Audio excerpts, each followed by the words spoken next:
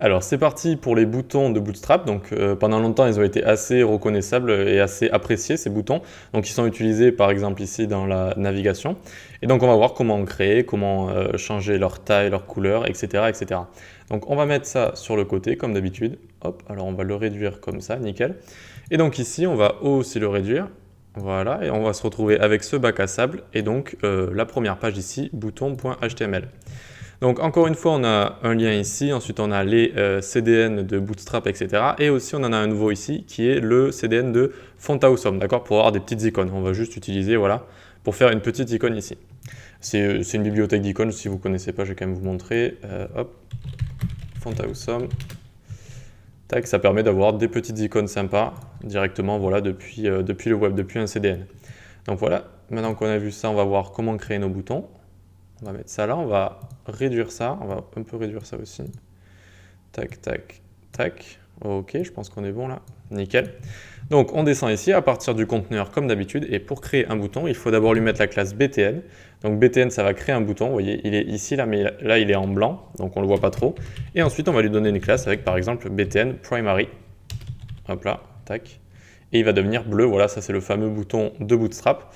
Et donc, eh bien, écoutez, on peut faire ça avec toutes les couleurs, donc on va pas faire toutes les couleurs, on va en faire quelques-unes. BTN Secondary, voilà, BTN, on peut faire aussi BTN Success, voilà, en vert.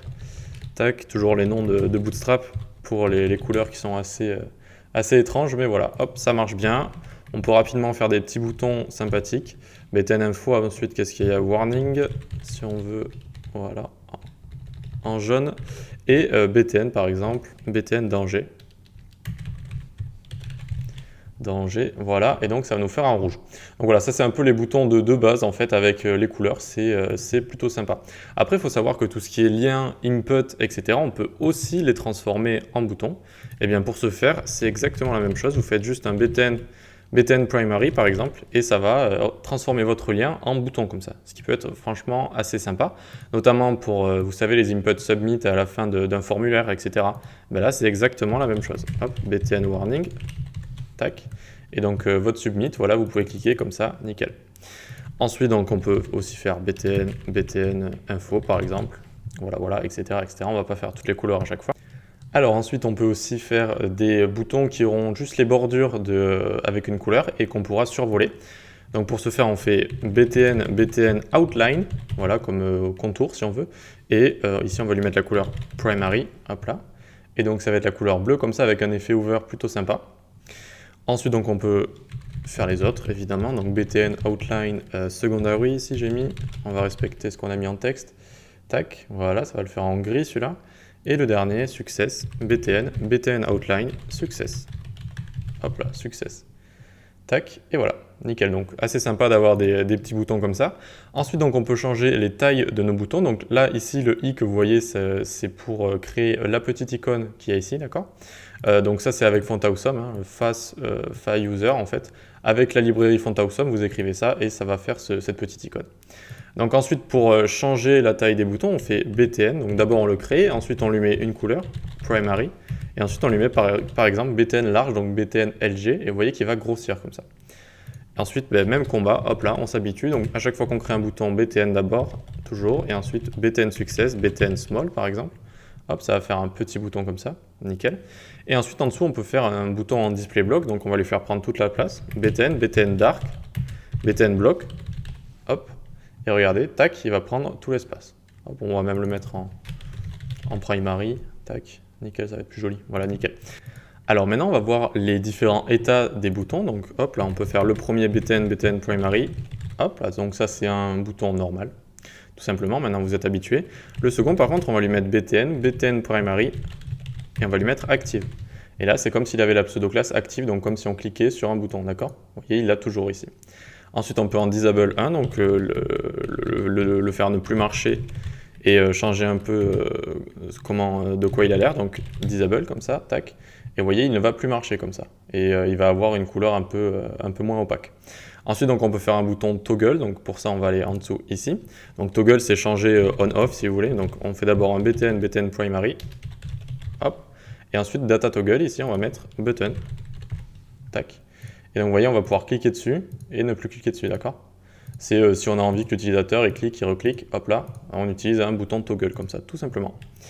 Voilà, ensuite qu'est-ce qu'on peut faire? On peut faire des groupes de boutons aussi, on est là, tac. Donc on va faire btn group, ok, tac. Vous voyez qu'ils se sont rapprochés comme ça, et donc ça va faire des boutons rapprochés tout simplement, btn primary, voilà pour le premier. Le deuxième, on va lui mettre btn secondary. Voilà, tac, nickel. Et vous voyez donc ça va faire 3 boutons collés, ça peut être utile si on a envie de les mettre comme ça, ok, tout simplement. Ensuite, donc, on peut faire des boutons verticaux, d'accord? Donc, on va faire btn ici dans l'élément parent. Ensuite, on va faire groupe vertical, btn groupe vertical. Tac, ils sont mis les uns au-dessus des autres. Et donc là, on peut copier ça si on veut. Tac. On va mettre ça, ça. Là, on va mettre info. Et voilà, tac, pour que ça fasse une couleur différente. Donc voilà, tout simplement pour mettre 3 boutons les uns au-dessus des autres. Encore une fois, si on a envie de faire notre layout comme ça. Ensuite, donc, on peut faire, assez intéressant, un drop-down. Donc, on va aller ici à l'élément parent, donc à la div tout en haut. On va écrire en classe drop-down. Drop-down, voilà. En classe, ensuite, au bouton, on va lui écrire btn primary. Voilà, on va le faire en bleu et on va lui donner la classe drop-down toggle. Ensuite, en data toggle, ici, on va lui mettre drop-down. Ok, donc là on a notre drop-down. Et ici en dessous, donc, ce que ça va ouvrir, donc on doit faire un drop-down menu. Ok, alors drop-down, voilà, c'est mieux. Et ensuite, donc, on va faire drop-down item, ou voilà, item pour, dis donc, je fais la faute tout le temps, pour chaque item en fait, tout simplement. Voilà, tac et tac. Et on les fait pointer vers rien avec le hashtag. Et donc là, on va avoir un drop-down ici, on peut cliquer, tac, et ça va faire nos items. Ok, donc ça peut être assez utile. C'est aussi une fonctionnalité assez sympa de Bootstrap, donc c'est d'avoir ces petits drop-down assez faciles. Donc ensuite, on peut faire un mélange de tout pour finir cette leçon. Donc on va faire, tac, on va aller dans l'élément parent, on va écrire btn group. Ensuite, donc le premier bouton, on va lui mettre btn primary. Voilà, tac, ça va être un bouton normal. Le second, on va lui mettre btn secondary. Et drop-down toggle, comme on a vu au-dessus, donc pour transformer un bouton en bouton drop-down. Donc le data toggle, il est bien sur drop-down, ok. Ensuite, on va faire donc notre menu, comme on a fait au-dessus. Drop-down menu, ok. Et ensuite, on va faire des items à chaque fois. Drop-down item, item, item et item. Et donc là, on a un drop-down. Et qu'est-ce qu'on peut faire si on a envie au milieu de faire une sorte de séparation? On va créer une div, comme on a ici, et on va écrire drop-down divider, hop là, et hop, on appuie, et donc là, vous voyez peut-être pas sur mon écran, mais sur le vôtre, il y a une très légère démarcation, comme ça, en gris foncé, et donc c'est pour séparer, par exemple, des liens qui n'ont pas trop grand-chose à voir avec les autres, on peut les séparer avec un drop-down divider ici. Voilà, c'est tout pour les boutons, c'est une partie assez importante de Bootstrap, ça a été assez connu un peu pour ça, voilà les boutons un peu de Twitter. Et vous savez maintenant comment on fait, eh bien écoutez, on va passer à la prochaine partie, c'est-à-dire les navbars, qui est aussi une grosse, un gros composant de Bootstrap assez sympa à utiliser. Allez, à tout de suite.